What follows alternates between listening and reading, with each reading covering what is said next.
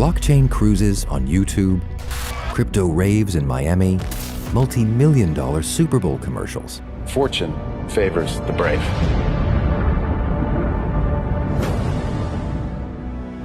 For a while, wherever you looked, the crypto crowd was on top of the world.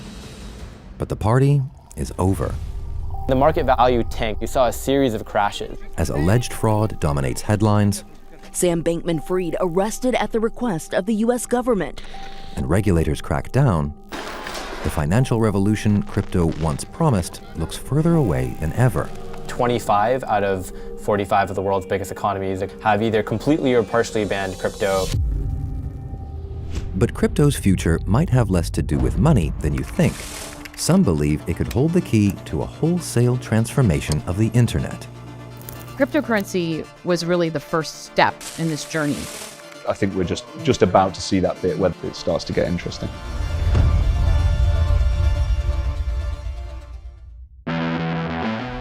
In the 1990s, people started to worry about how a new invention, the internet, would affect people's privacy.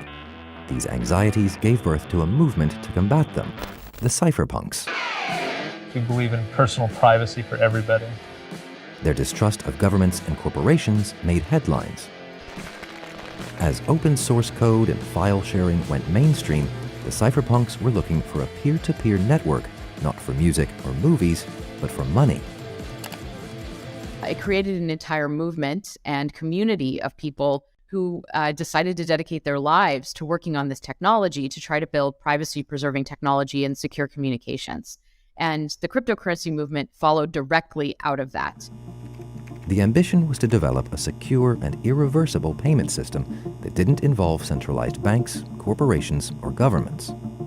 Privacy issues are inherent to the financial system. If you use a financial app, they're going to have to verify your identity. If you want to operate in a fully private way, no one knows who you are, you can't do that in most parts of the world anymore if you're transacting online. It's just not possible.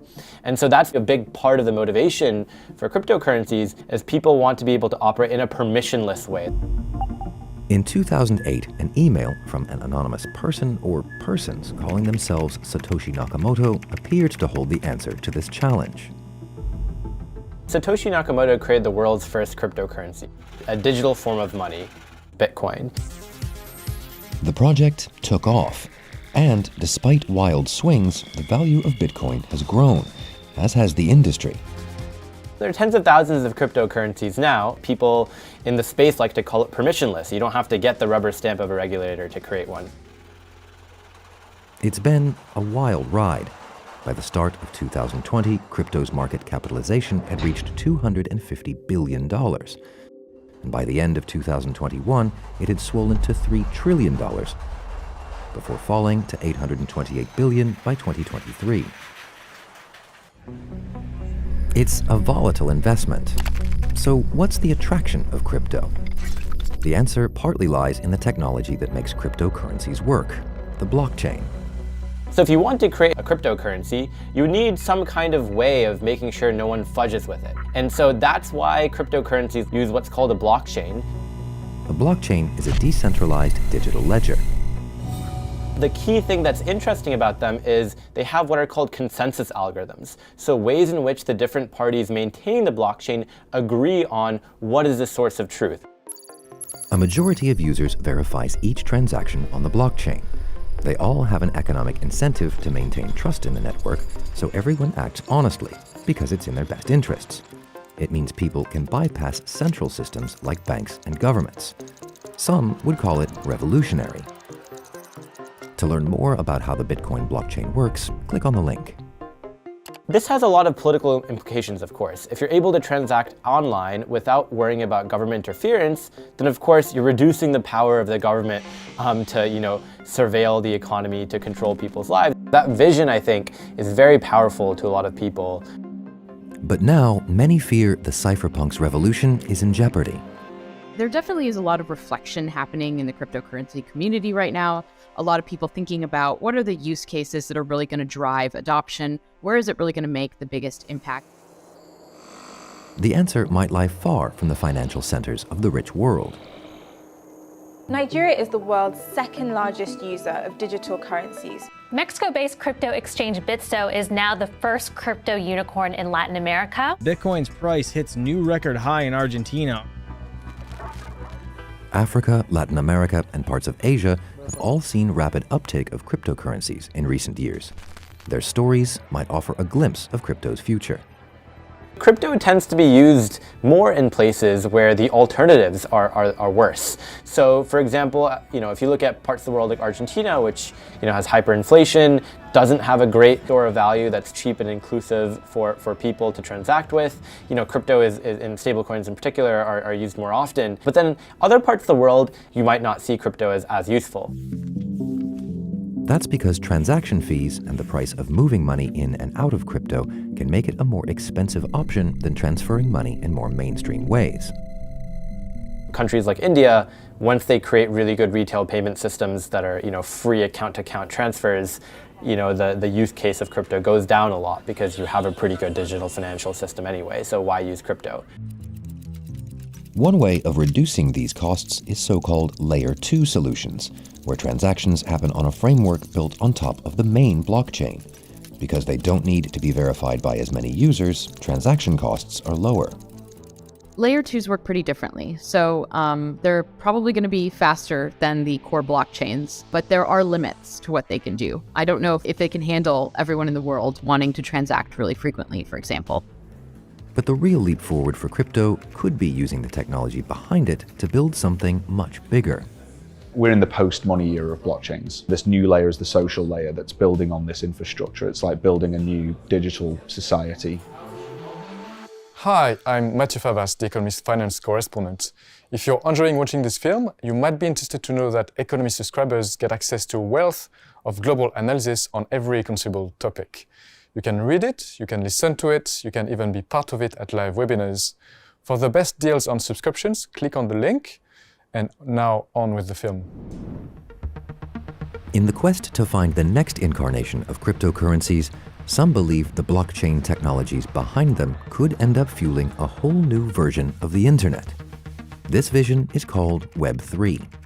And the big difference between Web 2 and Web 3 is who controls people's data and who controls the various applications that are running on the internet. With Web 3, the idea is your information is stored on the blockchain, which is permissionless, decentralized, and you have ownership over it using your identification credentials or so forth.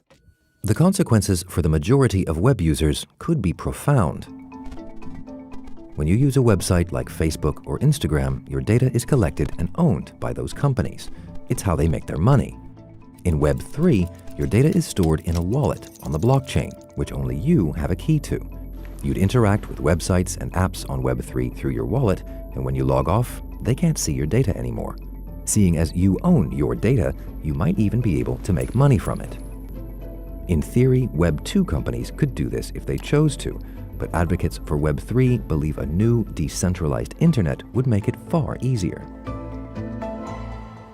A lot of the advocates and proponents for Web 3 aim to bring incentives into the applications that they're building. So they aim to bring the idea of paying for services directly, as opposed to paying using advertising or behavioral data into a service, and also really creating incentive systems where people can pool their funds together and invest in the growth of a protocol. The idea is a more democratic internet, fueled by the technology behind crypto. But this carries its own security risks. Something that's important to remember is the way that blockchains operate is that all of the data on the blockchain is available to everyone in the blockchain network. And for really public, permissionless, decentralized networks, that means that data is public to everyone in the world.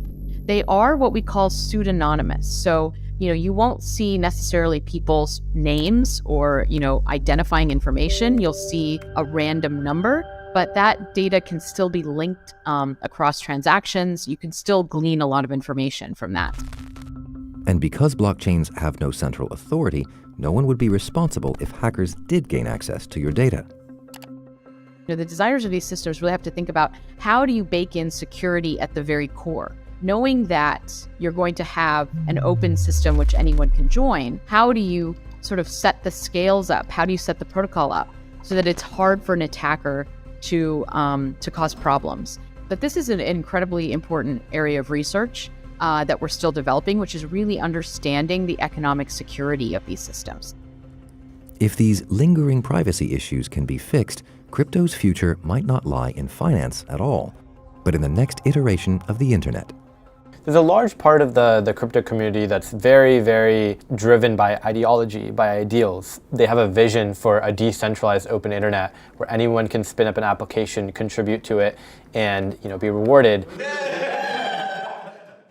All new technologies, when they first start, can be clunky, can be slow, can have problems, and might not be anywhere near as close to the technology that they're trying to replace. But what we have to remember is that technology is not a static thing. It is constantly changing and evolving, and people are working. And so just because something is slow today doesn't mean that it's going to be slow tomorrow.